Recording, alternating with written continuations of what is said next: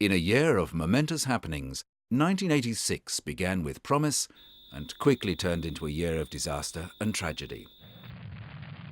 When the American Space Shuttle Challenger lifted off on a cold January morning on its 10th mission, families and friends were watching anxiously below.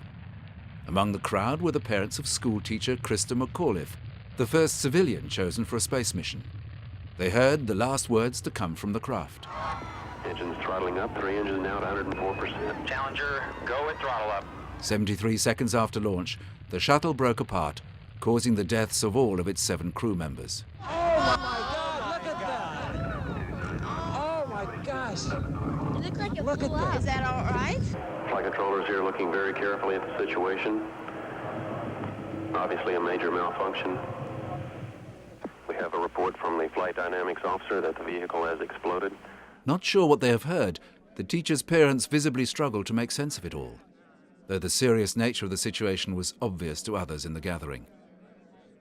The crowd began slowly to leave the viewing area as a concerned voice came from the PA.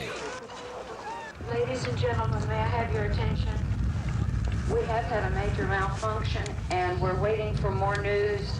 We ask that you quietly calm the site, quietly clear the site and go calmly to your cars. As all shuttle missions were immediately cancelled, the launch of the Mir by the Russian space program a month later was now the center of attention in the space race. The Mir capsule was to be the beginning of a planned giant space station. It was the Soviets' intention to have a permanently manned complex of laboratories and space factories making drugs and electronic components, and they proved to be well ahead of the American program at that time. The Americans' last space station project had been back in 1973, and the Challenger accident had now put on hold any plans for establishing a new base in space. The Soviet Union may have been celebrating success in space, but a few months later the largest nuclear reactor accident of all time shook the nation to its core and caused unprecedented fallout across Europe. When reactor number 4 exploded at Chernobyl nuclear power plant in the Ukraine, over 30 people died in the immediate vicinity. The resulting fire from further explosions sent a plume of highly radioactive fallout into the atmosphere over a large part of the Soviet Union and Europe. Considerable areas in the Ukraine, Belarus and Russia were badly contaminated, resulting in the evacuation and resettlement of over 336,000 people.